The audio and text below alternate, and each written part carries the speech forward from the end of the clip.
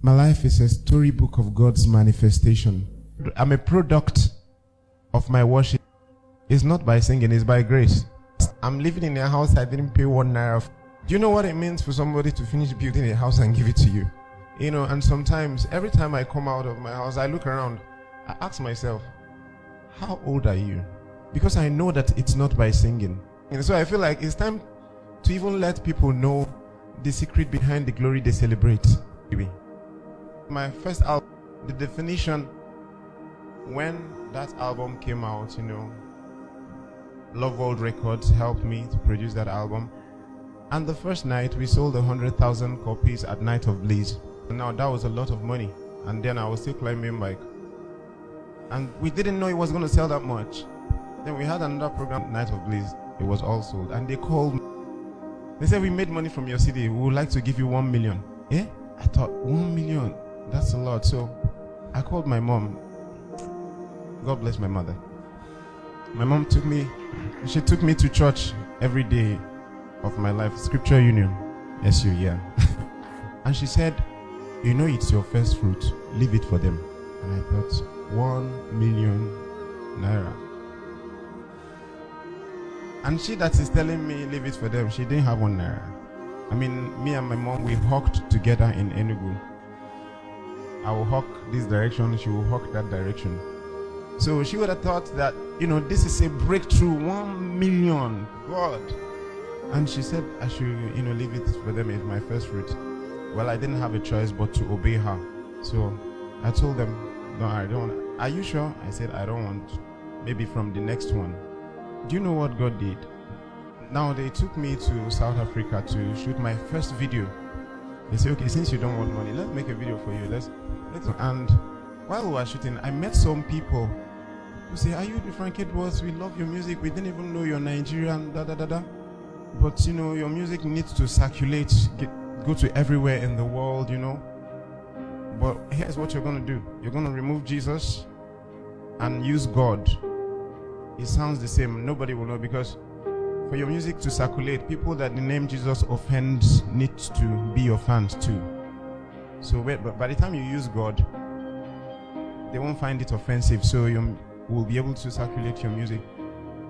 And when I saw the offer, and I thought, Jesus, God, the same thing is not much different. Nobody will, you know, God spoke to me and said, see, if you do this, you will not last.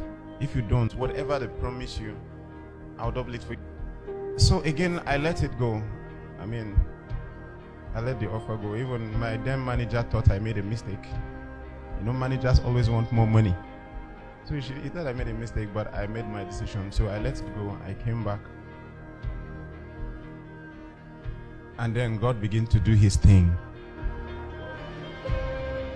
I released my second album. Someone from nowhere said, someone is trying to reach you there. She's looking. In fact, when she started looking for me, she sent all her staff.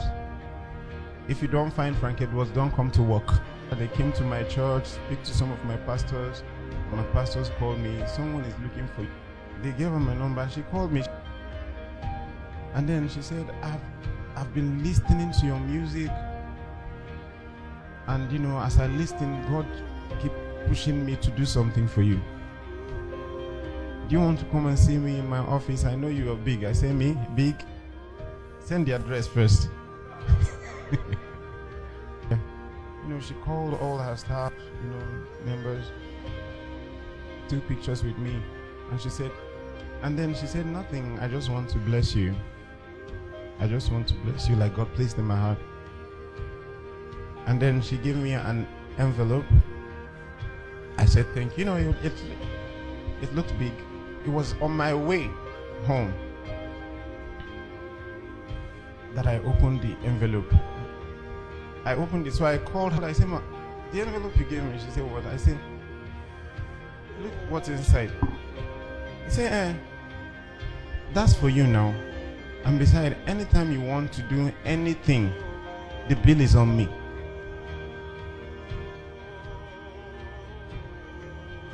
Okay, then now I have $10,000. I didn't do anything for you.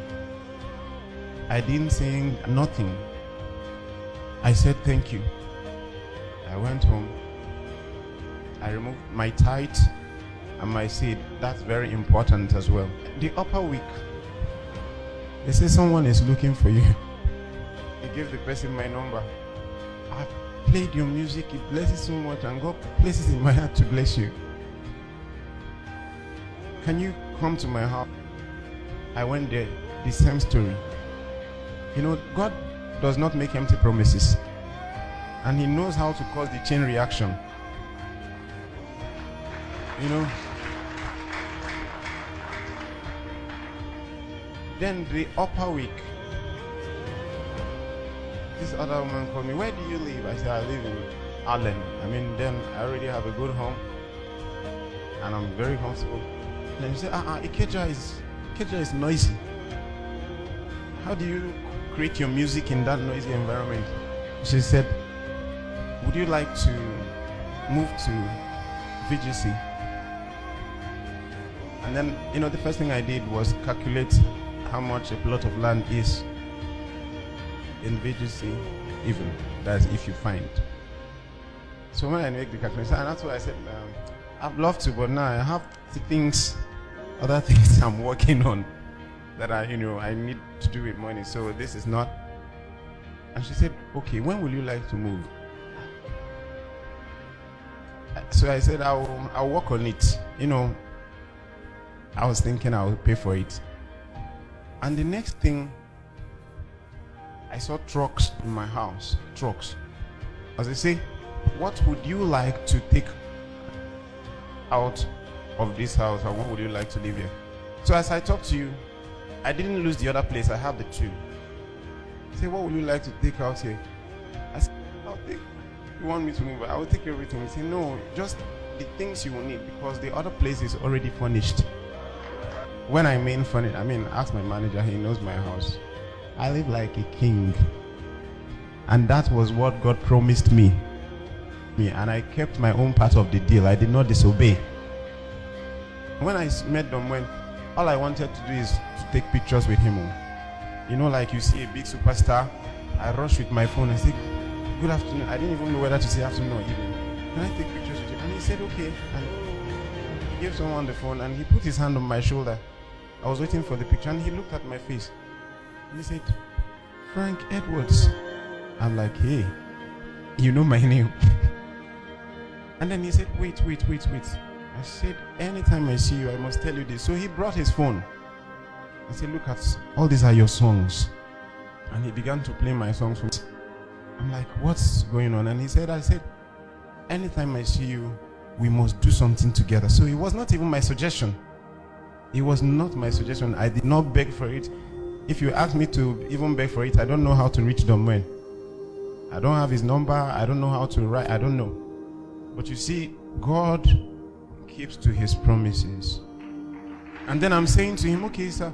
He said, we'll record together. I say, sir, if you invite me so that I can go to the embassy, I don't have a visa. And he said, I thought you have a studio. I said, yes. He said, I will come to your house. I thought it was a joke. The day he promised, he came. And he was with me from 8 a.m. to 9 p.m. He didn't rush. I just didn't understand what was going on. And then he said, okay, for this story to be complete, we'll have to record in my house too. We have to record in Nashville too. And I didn't have a visa. Now, because now I know people, like big people. So I called all the people and I said, I want to go to the embassy and I don't want to have difficulties.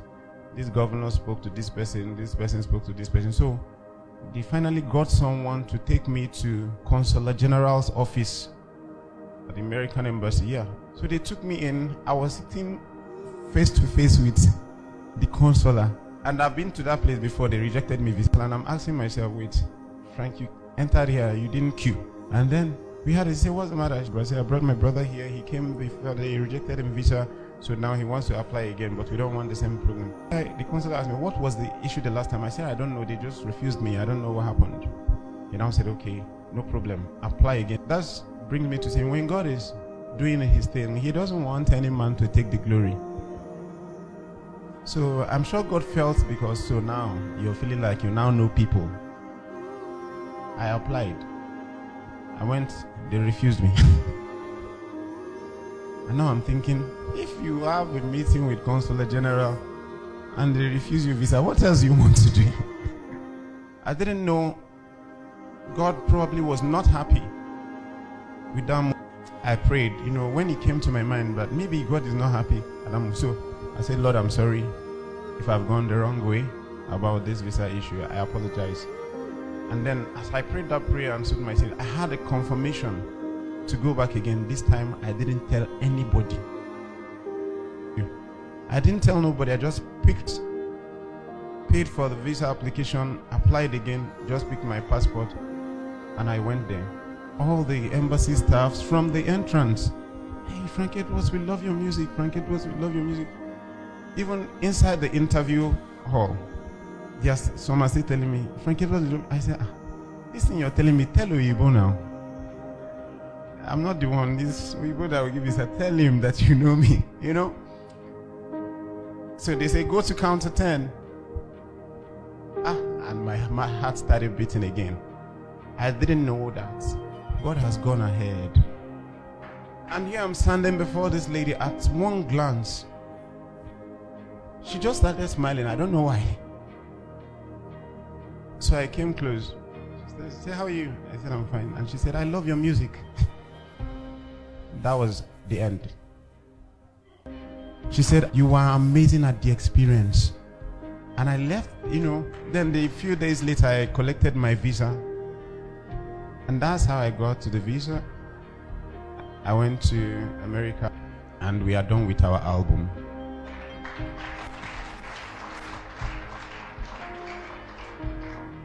You will hear the men speak Igbo for the first time. Yeah.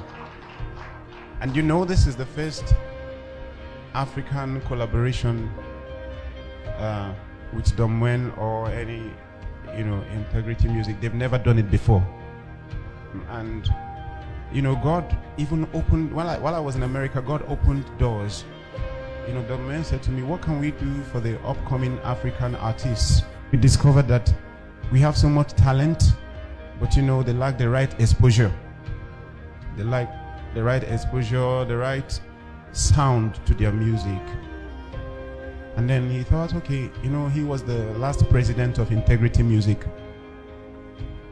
And I have my own record label, which God helped me to build. So he said, since you already have Rocktown and I have my own, to help the African artists, let's open another company together. I'll be the president, you be the vice president. And I thought, that's cool, vice president. So now the story is from hawking in the street to being a vice president of the biggest record label in Africa. I don't know what you're believing God for. I don't know your background. I don't know what you've been through. But see, don't let your background put your back on the ground. It doesn't matter what you have done. It doesn't matter who gave birth to you. It doesn't matter, they say, in your family they don't marry. In your family this, in your family that. Tell them, this is me. He who is in Christ is a new creation. All things has passed away. Everything has become new.